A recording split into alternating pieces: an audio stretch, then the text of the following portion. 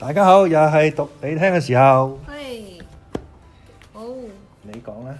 哦，咁咧上回就係講到阿 pip 咧，佢又去揾個婆婆，點知 Estella 又去咗讀書去咗第度，之後就講嗰個另外嗰個男人叫咩名啊？柯力啊。柯力，原來係佢咧揾個錘喺度揼佢家姐，唔知係咪錘？好似係。唔知係咪錘？之後家姐又性情大變，但係又原諒佢咁樣咯，變到好好咁樣好似。係啊。咁我哋繼續啦，咁啊睇下，因為嗰啲即係而家個焦點好似轉咗去佢家姐度或者柯力度，好似有啲無謂。即係我唔係好關心阿柯力咯，講真。即係佢係要寫呢個角色，即係點解唔係寫多啲佢點阿 pip 去揾阿 Estella 啊，又或者佢點樣去仲去埋海外，即係或者佢去幻想呢啲嘢都好啊！你走去講佢家姐講柯力都唔知做乜，咁可能會呢件事都會影響到阿 pip 啦，第日咁我哋繼續啦，好唔好啊？第17個 chapter。I now fell into a regular routine of apprenticeship life,which was varied beyond the limits of the village and the marshes, by no more remarkable circumstance than the arrival of my birthday and my paying another visit to Miss Havisham. 即係講到生活好似好悶啊，即係就係打鐵咯。I found Miss Sarah Pocket still on duty at the gate. I found Miss Havisham just as I had left her, and she spoke of Estella in the very same way,if not in the very same words. The interview lasted but a few minutes, and she gave me a guinea when I was going, and told me to come again on my next birthday. I may mention at once that this became an annual custom. I tried to decline taking the guinea on the first occasion, but with no better effect than causing her to ask me very angrily if I expected more. Then and after that, I took it. 即係塞啲錢 guinea 我唔知係幾多錢咧，應該係都係啲碎銀嚟嘅啫。咁但係佢唔想要嘅話，你係咪嫌少啊？So unchanging was the dull old house, the yellow light in the darkened room, the faded spectre in the chair by the dressing table glass, that I felt as if the stopping of the clocks had stopped time in that mysterious place.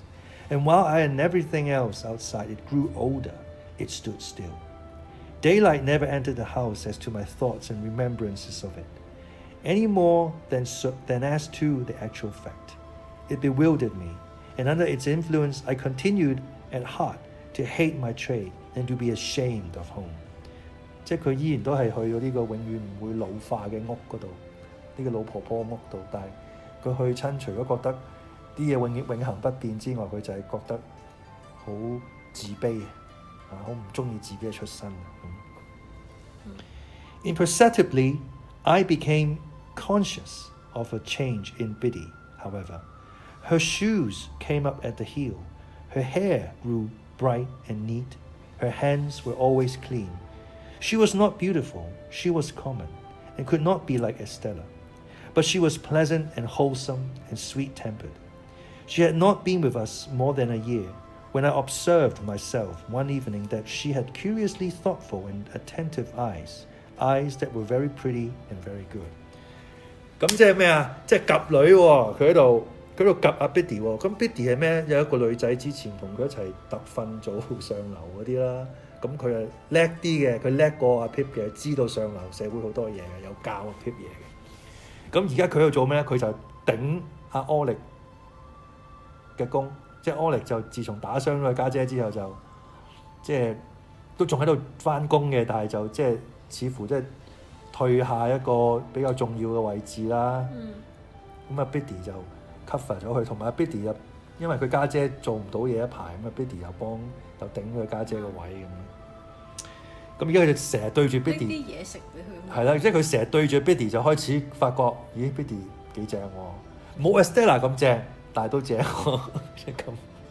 Okay, it came of my lifting up my own eyes from a task I was poring at, writing some passages from a book to improve myself in 2 ways at once by a sort of stratagem, and seeing Biddy observant of what I was about. I laid down my pen, and Biddy stopped in her needlework without laying it down. "Biddy," said I, "how do you manage it? Either I'm very stupid or you are very clever." "What is it that I manage? I don't know," returned Biddy, smiling. She managed our whole domestic life, and wonderfully too. But I did not mean that, though that made what I did mean more surprising. "How do you manage, Biddy," said I, "to learn everything that I learn, and always to keep up with me?" I was beginning to be rather vain of my knowledge, for I spent my birthday guineas on it, and set aside the greater part of my pocket money for similar investment, though I have no doubt now that the little I knew was extremely dear at the price. "I might as well ask you," said Biddy, "how you manage." "No, because when I come in from the forge of a night, anyone can see me turning to at it, but you never turn to at it, Biddy." "I suppose I must catch it like a cough," said Biddy quietly, and went on with her sewing. Pursuing my idea as I leaned back in my wooden chair and looked at Biddy sewing away with her head on one side, I began to think her rather an extraordinary girl, for I called to mind now that she was equally accomplished in the terms of our trade, and the names of our different sorts of work, and our various tools. In short, whatever I knew, Biddy knew. Theoretically, she was already as good a blacksmith as I, or better. 哇，佢已經識打鐵咯。Biddy, "You are one of those, Biddy," said I, "who make the most of every chance. You never had a chance before you came here, and see how improved you are." Biddy looked at me for an instant and went on with her sewing. "I was your first teacher, though, wasn't I?" said she as she sewed. "Biddy," I exclaimed in amazement, "why, you are crying." "No, I'm not," said Biddy, looking up and laughing. "What put that in your head?" What could have put it in my head but the glistening of a tear as it dropped on her work? I sat silent, recalling what a drudge she had been until Mr. Wopsle's great aunt successfully overcame that bad habit of living, so highly desirable to be got rid of by some people. I recalled the hopeless circumstances by which she had surrounded in the miserable little shop and the miserable little noisy evening school, with that miserable old bundle of incompetence always to be dragged and shouldered. I reflected that even in those untoward times, there must have been latent in Biddy what was now developing, for in my first uneasiness and discontent, I had turned her for help, as a matter of course. Biddy sat quietly sewing, shedding no more tears, and while I looked at her and thought about it all, it occurred to me that perhaps I had not been sufficiently grateful to Biddy. I may have been too reserved, and should have patronized her more with my confidence. "Yes, Biddy," I observed, when I had done turning it over. "You were my first teacher, and that at a time when we little thought of ever being together like this, in this kitchen." "Ah, poor thing," replied Biddy. It was like her self-forgetfulness to transfer the remark to my sister, and to get up and be busy about her, making her more comfortable. "That's sadly true." "Well," said I, "we must talk together a little more, as we used to do, and I must consult you a little more, as I used to do. Let us have a quiet walk on the marshes next Sunday, Biddy, and a long chat." My sister was never left alone now, but Joe more than readily undertook the care of her on a Sunday afternoon, and Biddy and I went out together. It was summertime and lovely weather. When we had passed the village and the church and the churchyard, and were put on the marshes, began to see the sails of the ships as they sailed on, I began to combine Miss Havisham and Stella with the prospect in my usual way.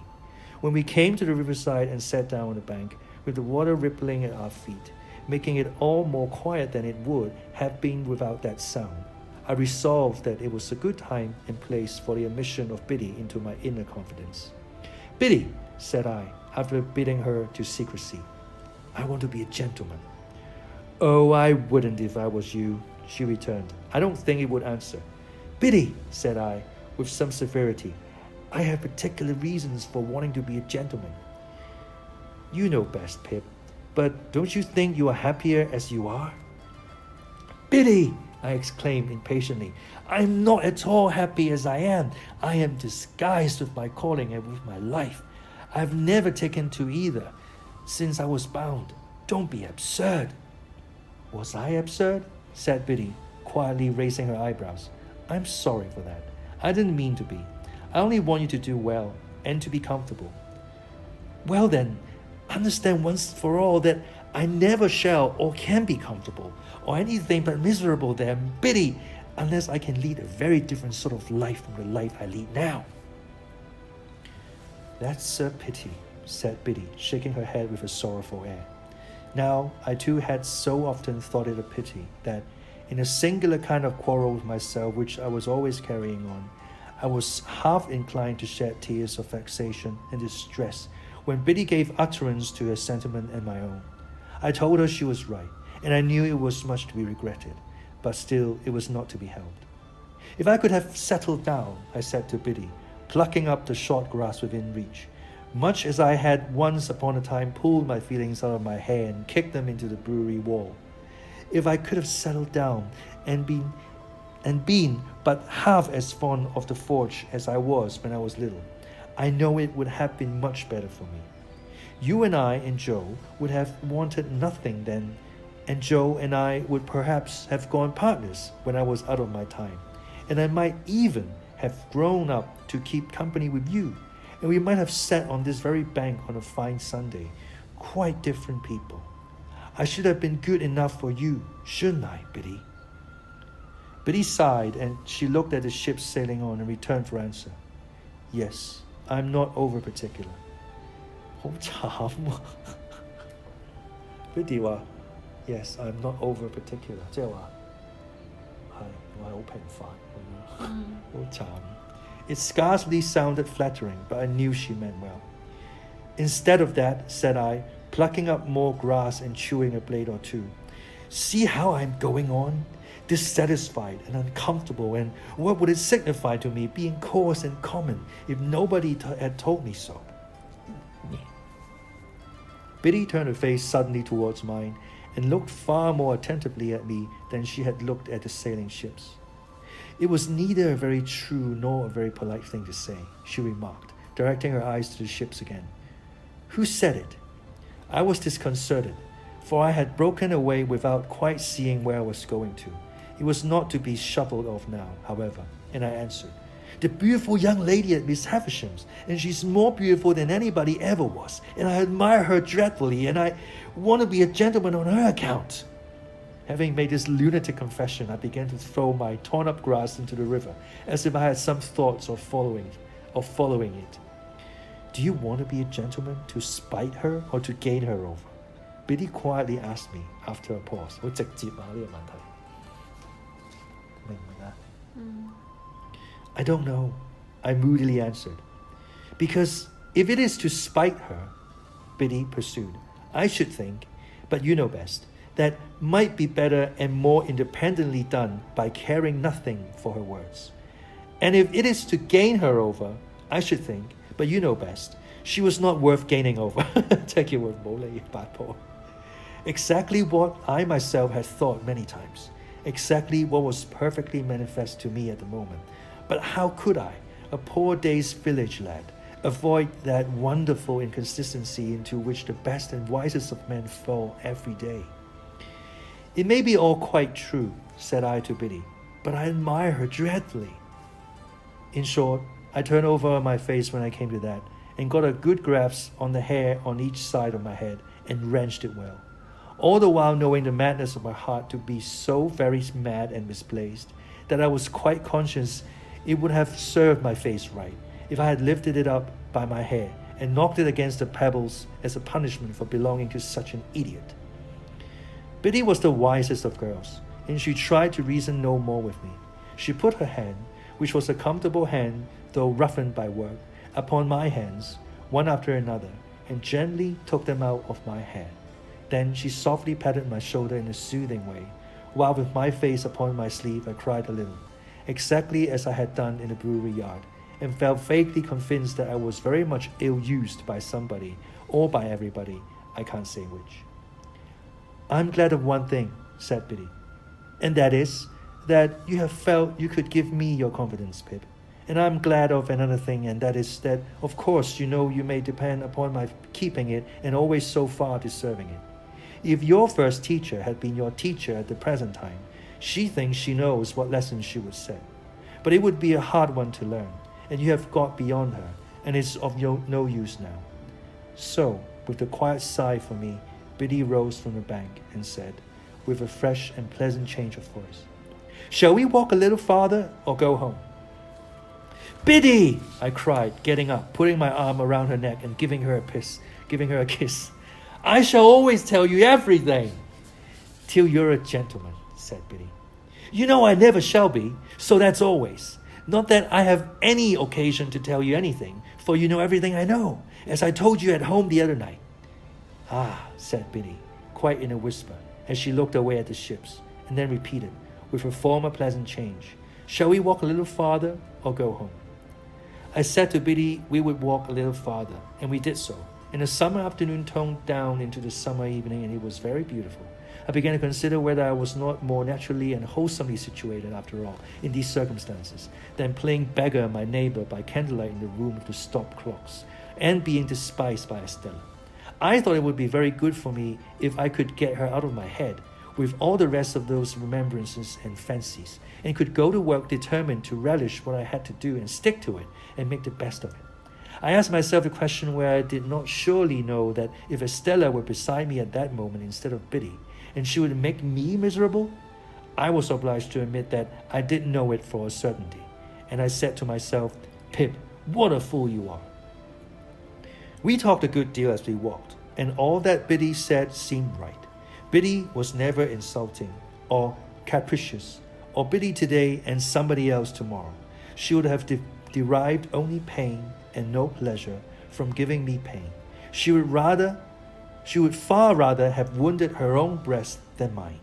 How could it be then that I did not like her much the better of the two?